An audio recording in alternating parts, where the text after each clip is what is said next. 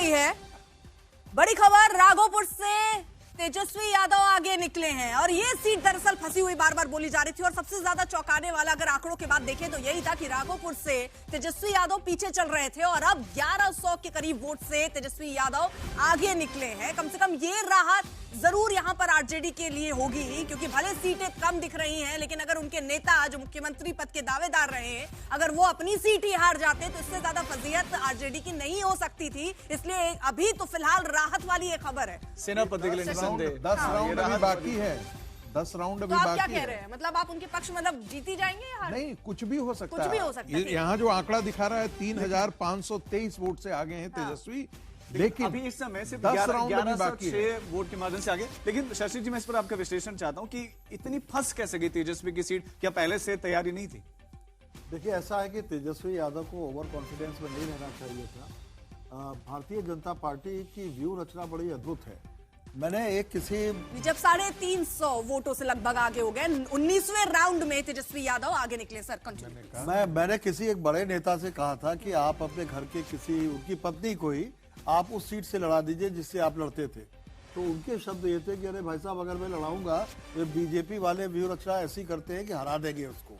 तो मुझे ऐसा लगता है, मुझे वही बात याद आ रही है उनकी कि तेजस्वी को 2 जगहों से लड़ना चाहिए था, लेकिन अगर वो सीट निकाल ले जाते हैं तो ये अच्छा होगा। नहीं, लेकिन वो पहले डिजर्व ये कहा करते हैं। जाता कि अच्छा, अगर यहाँ पर ये हो जाता, प्रशांत किशोर पहले कहा जाता राघोपुर से ही लड़ेंगे, अगर वो लड़ लेते तो सीटें शायद और ये फंस जाती। अभी ही फंसी हुई नजर प्रशांत किशोर की अकेली गलती ये थी कि वो बोले तो बहुत, लेकिन मैदान में नहीं जब उतरे। उनका वक्त आया तब नहीं उतरे। बड़ी खबर मिल रही है, राघोपुर से खबर, तेजस्वी यादव आगे निकले हैं। ये बड़ी राहत की बात उनके लिए होगी। लेकिन आशुतोष, इसमें साथ में जोड़ना चाहता हूं, मैंने कांग्रेस पार्टी के प्रवक्ता से भी सवाल पूछा कि दोष किसको दिया जाएगा। मैं इसमें और ऐड करना चाहूंगा, क्या ईवीएम या वोट चोरी अब बिहार में फिर से गूंजेगी तो नहीं जल्दी?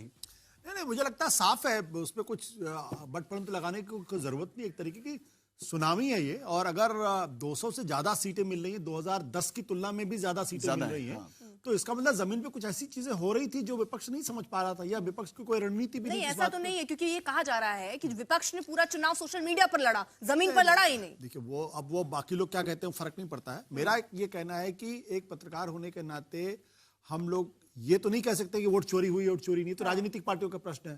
मुझे लगता है कि 2-3 चीजें महत्वपूर्ण थी। एक तो जिस तरीके से महिलाओं को लेकर 10,000 रुपए की बात की गई।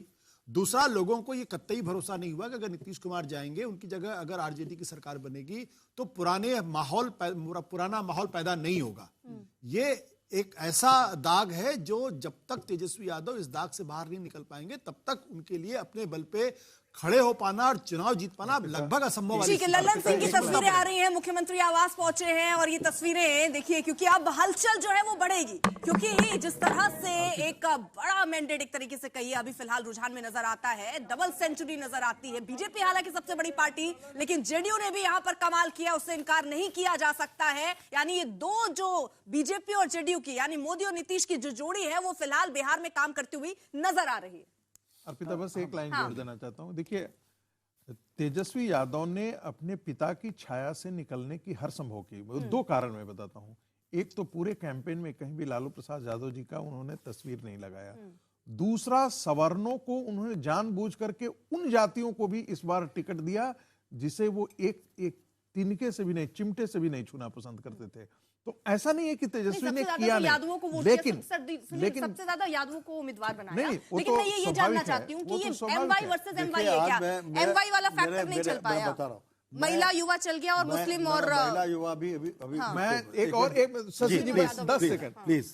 मुझे लगता है कि राहुल गांधी ने भी तेजस्वी को निपटाया है इस चुनाव में, और जानबूझ करके निपटाया है ताकि 27 अनुप्रिया जी भी हमारे साथ है, अनुप्रिया जी भी हमारे साथ है, लेकिन दीपक जी, ये मतलब आरोप अब लगेंगे और आपको इसका सामना करना पड़ेगा। सर कह रहे हैं आपने निपटा दिया। कुछ भी देखिए, खुद ही निपट गए। देखिए, अभी संगीत रागी जी प्रोफेसर है, लेकिन इस तरह की अभी जीते उसके बाद भी कुंठित नजर आ रहे हैं। इनकी कुंठा का क्या करें भाई? थोड़ा सा तो किसी दिन तो खुश हो जाइए।